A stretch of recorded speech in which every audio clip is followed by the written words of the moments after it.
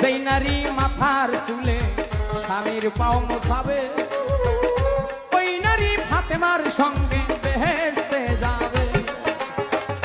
যেই পুরুষ মাইয়া লোকে চুলে ধইরা মারে, সাফায়াত করবেন না নবী কঠিন।